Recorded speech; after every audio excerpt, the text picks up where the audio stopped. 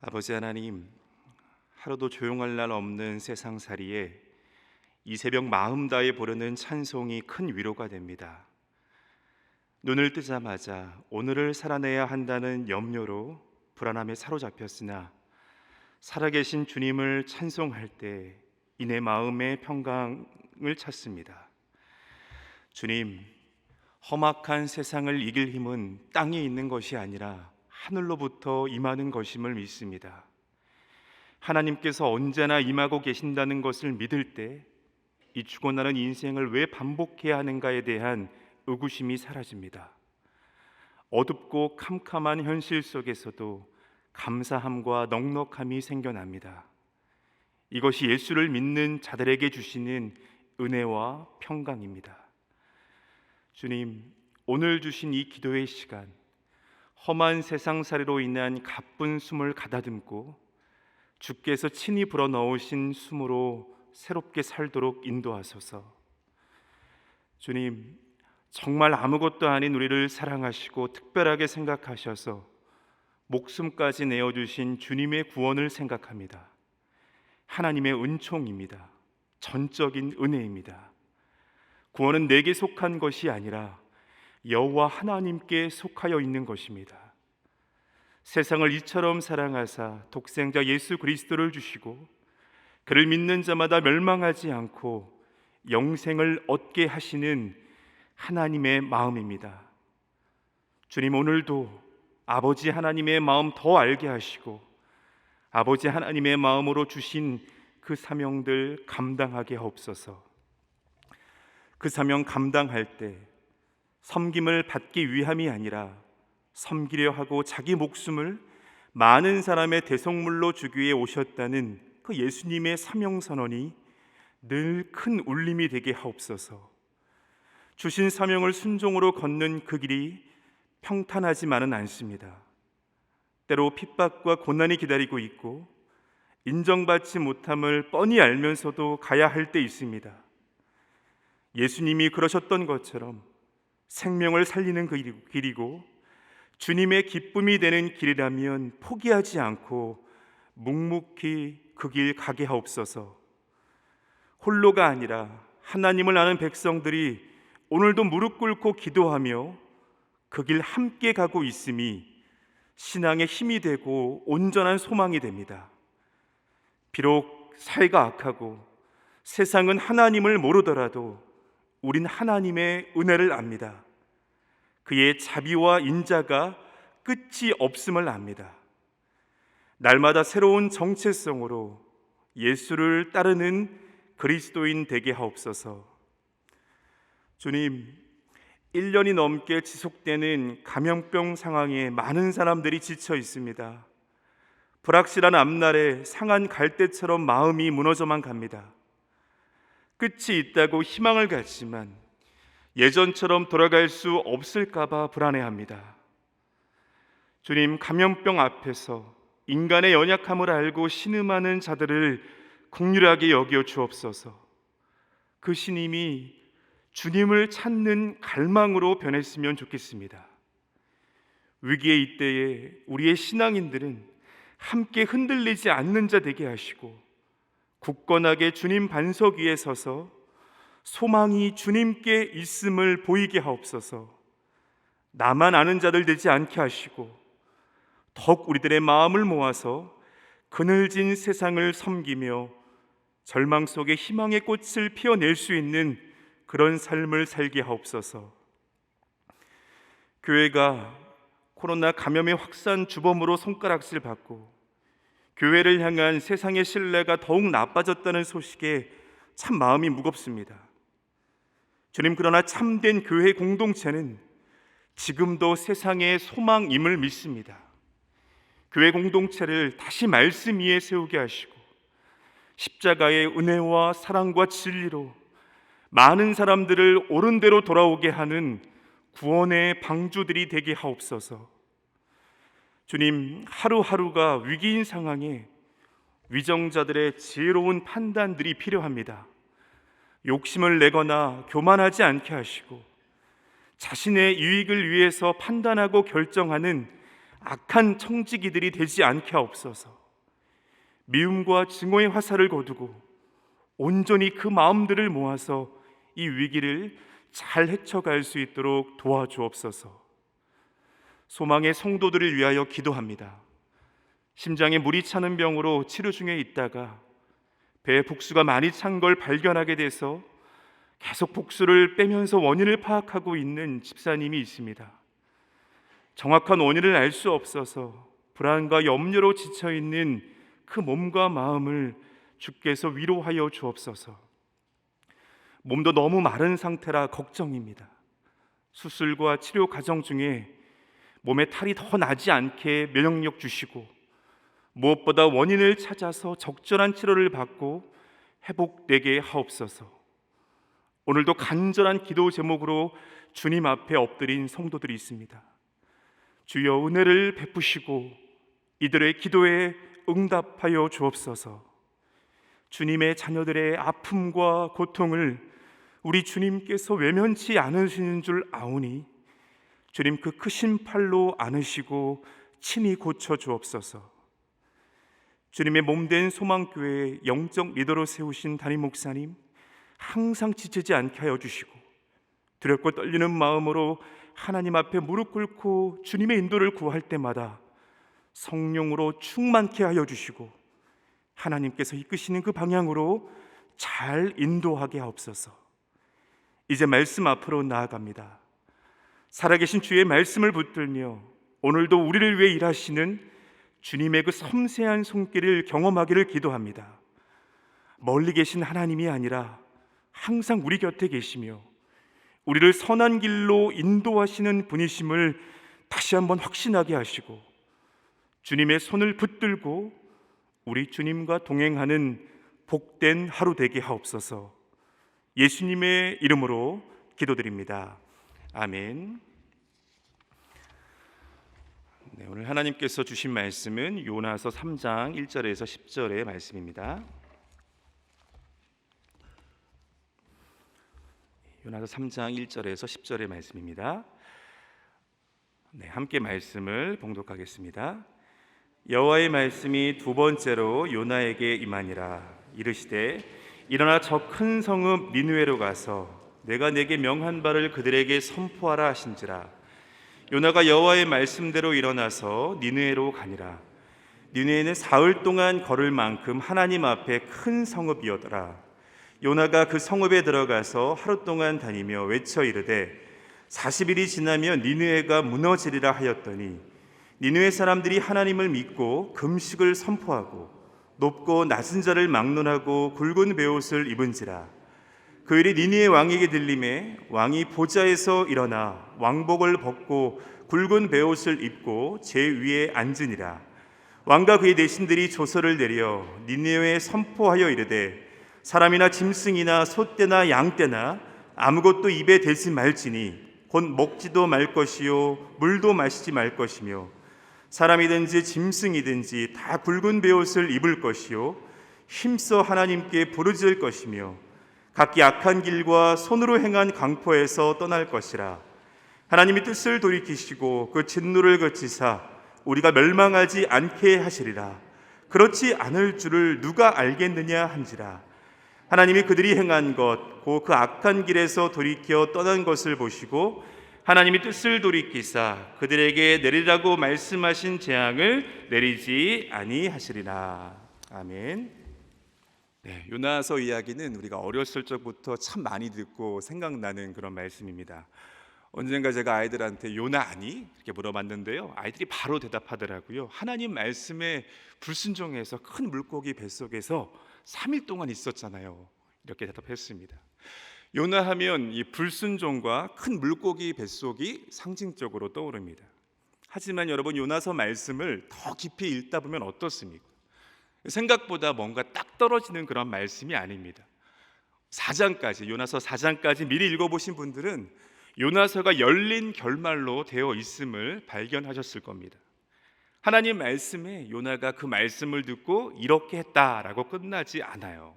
뭔가 상상력을 동원하게 합니다. 저도 말씀을 묵상하면서 요나서가 말하는 핵심이 과연 뭘까 더 깊이 고민하게 되었습니다. 한편으로는 요나의 행동이 이해가 되는 거예요. 저 대적 니느웨가 망했으면 좋겠습니다. 더는 우리를 괴롭히지 않도록 하나님 심판하소서. 당시 이스라엘 사람들의 일반적인 그러한 기도이지 않았겠습니까? 우리도 말씀을 읽어서 아는 것처럼 결국 어떻게 되었습니까? 니느웨 백성들이 하나님의 말씀을 듣고 회개합니다. 그 회개로 인해서 하나님께서 뜻을 돌이키시고 또 진노를 거두세요. 그런데 여러분, 그 과정을 보면 어떠십니까? 너무 급작스럽습니다. 하나님께서 이미 모든 것을 이미 계획하고 계셨던 것처럼 보이기도 합니다. 요나서에서 이 말씀하는 하나님의 뜻은 무엇일까? 그 뜻이 요나를 향해 있는가? 아니면 니느웨 백성들의 회개에 있는가? 많이 고민하면서 묵상하고 기도할 때요, 한 구절의 말씀이 떠올랐습니다. 요나가 이 물고기 뱃속에 있으면서 하나님께 드렸던 참회의 기도의 일부예요. 2장 9절에 있는 말씀인데요, 구원은 여호와께 속하였나이다 라는 그런 요나의 고백이었습니다.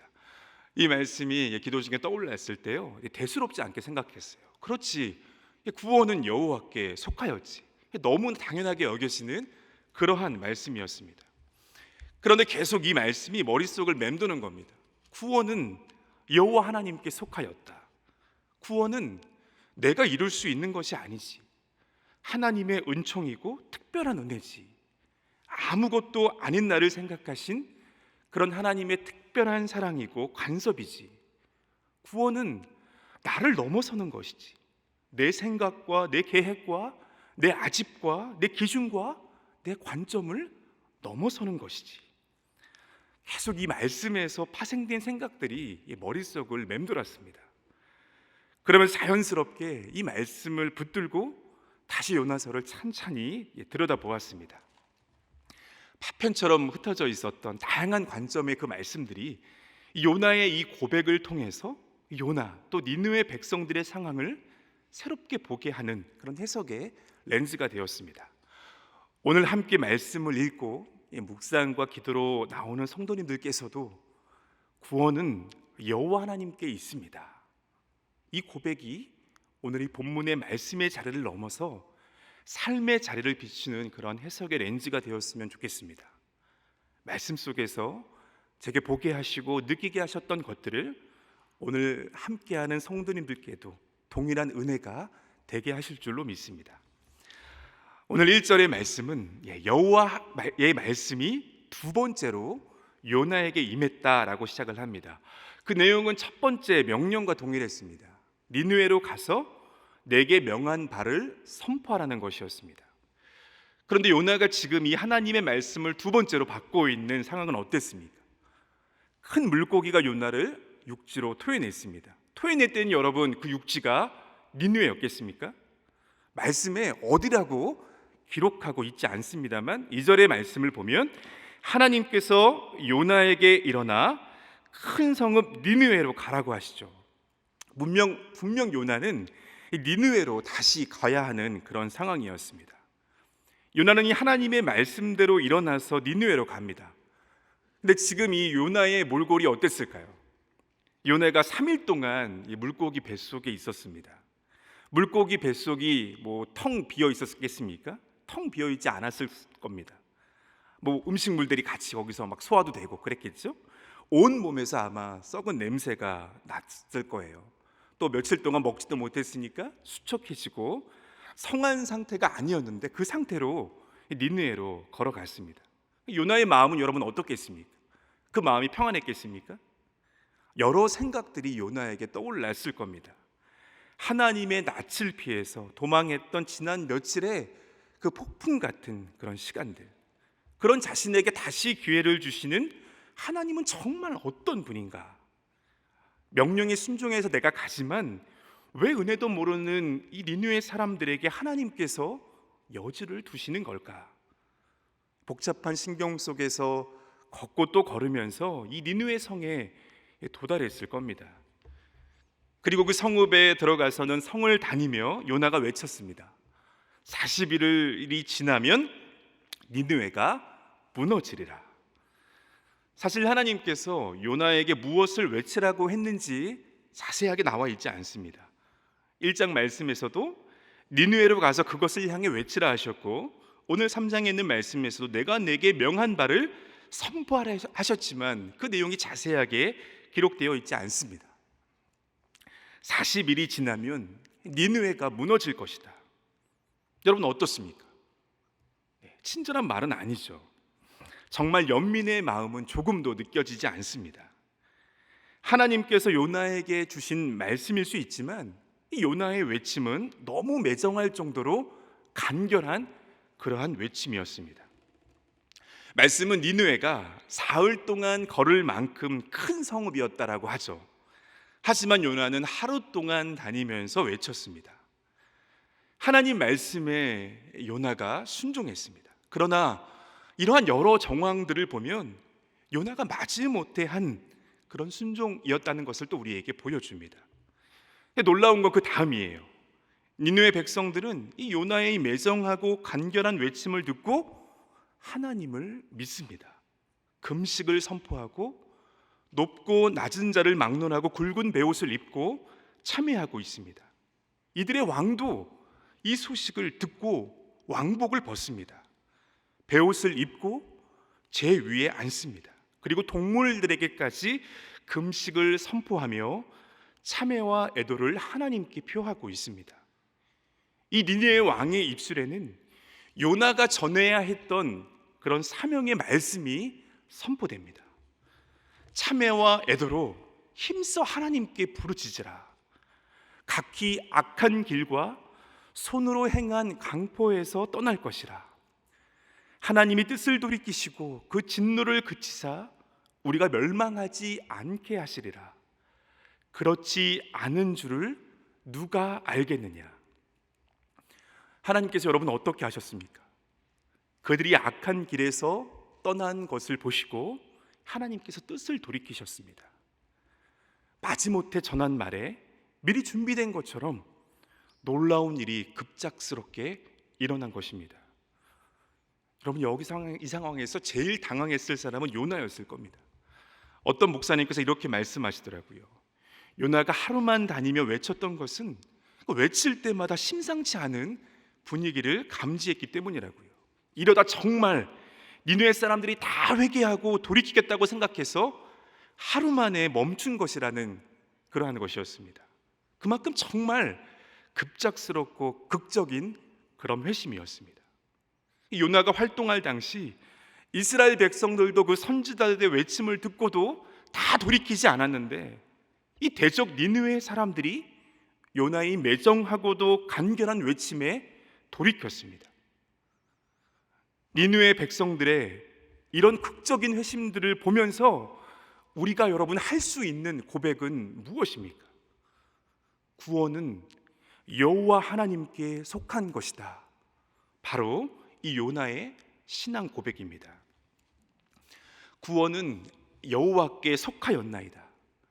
여러분 이것이 어떤 고백입니까? 구원은 내 영역이 아니라는 것입니다. 하나님의 은혜를 받는데 우리가 일조하는 것이 아무것도 없다는 그러한 고백입니다. 우리가 받은 복음이 바로 이것입니다. 내가 복음으로 변화된 것, 이것은 전적으로 하나님께서 하신 일입니다. 복음성가의 한 가사처럼 정말 나는 아무것도 아닙니다. 그런 신앙의 고백입니다. 요나가 첫 번째 이 하나님의 명령을 거역하고 여러분 도망한 이유는 무엇입니까? 절대 하나님이 싫어서가 아닙니다. 니느웨의 구원이 주어지는 것이 싫었습니다. 폭풍우 앞에서 배가 전복될 위기에 처했을 때 요나는 나를 바다에 던지라고 했습니다. 하나님이 그렇게 하라고 하신 것이 아니었습니다. 니느웨에 복음을 전하느니 차라리 죽겠다는 저항의 그러한 표시였습니다.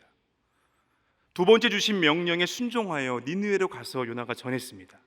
그러나 이때도 니느웨에 구원이 주어지는 것이 싫었습니다. 니느웨에 주신 40일의 여지의 시간이 요나에게는 고통의 그런 시간이었을지도 모릅니다. 구원은 하나님께 속하였습니다라고 고백했지만 니느웨에게만은 아니었습니다. 그런데 하나님은 니느웨 백성들의 회심을 통해서 보여주십니다. 요나는 받아들이고 싶지 않았겠지만 구원은 나 여호와께 속하였다는 것을 이 니느웨 백성들의 회심과 돌이킴에서 여실하게 보여주십니다. 우리들의 삶에는 이 니느웨와 같은 그런 존재들이 분명히 있습니다. 주님, 제가 다 인정합니다. 순종하겠습니다. 사랑하겠습니다. 미워하지 않겠습니다. 근데 저 사람만큼은 아닙니다. 주님, 제가 다 순종하여 제가 다 하겠습니다. 하지만 이것만큼은 내가 도저히 받아들일 수 없습니다. 주님 앞에 그렇게 말하고 싶을 때가 있습니다. 요나의 마음이 이해 안 되는 것 아닙니다. 대적 니느웨가 얼마나 미웠겠습니까? 미운 마음에 저들에게 주신 말씀을 전하느니 차라리 죽겠다고 했습니다. 여러분, 돌아보면 참 끊어내기 어려운 너무나도 우리들 가운데 자연스럽게 이렇게 올라오는 그런 마음들입니다. 돌아온 탕자의 비유의 말씀에서 이 악독한 탕자가 돌이켜서 아버지께 돌아왔을 때 아버지는 멀리서 오는 그를 보고 측은히 여겨 달려가서 목을 안고 입을 맞추었습니다. 하늘과 아버지께 죄를 지어서 더는 아버지의 아들이라 일컬음을 감당치 못하겠다고 고개를 들지 못하는 탕자를 아버지는 그냥 두지 않으셨습니다. 제일 좋은 옷을 내어다 입히고 손에 가락지를 끼우고 발에 신을 신기셨습니다. 누가 뭐래도 넌 내 아들이다. 내 아들은 죽었다가 다시 살아났으며 내가 잃었다가 다시 얻었노라. 아들로서 회복시키시고 인정하셨습니다. 예수님은 말씀하십니다. 이것이 하나님 아버지의 마음이다라는 것입니다. 하지만 돌아온 동생이 못마땅한 사람이 있었죠. 바로 아버지 밑에서 충실하게 살아온 그의 형이었습니다. 악독한 동생을 받아들이는 아버지가 못마땅했습니다. 그래서 돌아온 동생을 위한 잔치자리에 분노하면서 들어가지 않으려 했습니다. 아버지가 나아가서 그 형에게 들어가자 권합니다. 하지만 어떻게 저 악독한 동생을 받아줄 수 있냐고 아버지께 따지는 그 형의 모습을 봅니다. 아버지는 동생을 받아줄 수 없다며 분노로 들끓고 있는 그 형을 향해 말씀합니다. 얘야, 너는 항상 나와 함께 있으니 내 것이 다 내 것이로되 이 내 동생은 죽었다가 살아났으며 내가 잃었다가 얻었기로 우리가 즐거워하고 기뻐하는 것이 마땅하지 않느냐. 니느웨는 안 됩니다. 저들에게만은 안 됩니다. 이것만큼은 내가 도저히 받아들일 수 없습니다. 분노로 들끓는 이 요나를 향해 하나님께 주시는 그런 말씀인 것만 같습니다. 하나님, 저 불의한 사람들 꼭 심판해 주십시오. 정말 믿고 너무나도 싫습니다. 저 사람하고는 더는 함께하고 싶지 않습니다. 용서할 수 없습니다. 니느웨 같은 존재 앞에서 분노하고 있는 우리를 향해 주님께서 타이르고 타이르며 주는 그런 말씀입니다. 복음은 곧 하나님 아버지의 마음입니다. 세상을 이처럼 사랑하사 독생자 예수 그리스도를 주셨고 이를 믿는 자마다 멸망하지 않고 영생을 얻게 하심이 바로 하나님 아버지의 마음입니다. 이것이 악에 대한, 예를 들어서 심판하지 않는다라는 것이 아닙니다. 하나님은 분명히 심판하는 분이십니다. 요나의 입술을 통해서 선포된 말씀은 40일이 지나면 니느웨가 무너지리라 라는 그러한 심판이었습니다. 하나님은 악에 대해서 분명하게 심판하십니다. 정의롭고 공의로운 분이십니다. 그러나 아버지 하나님의 마음이 심판에 있는 것이 아닙니다. 요한복음 3장 17절의 말씀은 말합니다. 하나님이 그 아들을 세상에 보내신 것은 세상을 심판하려 하심이 아니요 그로 말미암아 세상의 구원을 받게 하려 하심이라. 물고기 뱃속 이 수월의 그 깊은 곳까지 내려간 그 고통 가운데 인간의 힘으로 도저히 감내할 수 없는 한계 속에서 요나의 마지막 신앙 고백이자 기도는 바로 구원은 여호와께 속하였다라는 것이었습니다. 여러분, 구원은 내가 이룰 수 있는 것이 아닙니다. 하나님의 은총이고 특별한 은혜입니다. 아무것도 아닌 나를 생각하신 하나님의 특별한 사랑이고 하나님의 간섭입니다. 구원은 나를 넘어서는 것입니다. 내 생각과 내 계획과 내 아집과 내 기준과 내 관점을 넘어서는 것입니다. 하나님께서는 이 요나의 고백을 받으셨습니다. 물고기 뱃속으로부터 토해내게 하셨고 그 고백을 붙들고 하나님 아버지의 마음으로 그 사명을 이루도록 하셨습니다. 니느웨의 전적인 회심을 통해서 구원은 여호와 하나님께 속했다는 그 고백을 보게 하시고 깨닫게 하셨습니다. 이 순간 요나가 깨닫지 못했을지라도 하나님은 계속해서 그 사명을 그에게 맡기셨을 겁니다. 요나가 하나님 아버지의 마음을 알 때까지 말입니다. 요나서 4장 마지막 부분이 열린 결말로 되어 있지만 하나님은 요나의 그 고백을 다시 받고 싶으셨을 겁니다. 구원은 여호와 하나님께 속한 것입니다. 사랑하는 성도 여러분, 구원은 여호와 하나님께 속하였다는 고백은 하나님 아버지의 마음을 아는 것입니다. 왜 분노할 일이 없겠습니까? 마음 상할 일이 왜 없겠습니까? 그러나 하나님은 자녀들이 아버지 하나님의 마음을 알고 그 마음으로 살기를 원하십니다. 구원은 하나님께 속한 것임을 고백하며 그 은혜 안에 살기를 원하십니다. 그 마음 알고 고백할 때까지 사명을 저와 여러분들에게 맡기셨습니다. 오늘도 그 사명이 저와 여러분, 주의 자녀들에게 주어졌습니다. 기도하겠습니다. 하늘에 계신 우리 아버지, 아버지의 이름을 거룩하게 하시며 아버지의 나라가 오게 하시며 아버지의 뜻이 하늘에서와 같이 땅에서도 이루어지게 하소서. 오늘 우리에게 일용할 양식을 주시고 우리가 우리에게 잘못한 사람을 용서하여 준 것 같이 우리의 죄를 용서하여 주시고 우리를 시험에 빠지지 않게 하시고 악에서 구하소서. 나라와 권능과 영광이 영원히 아버지의 것입니다. 아멘.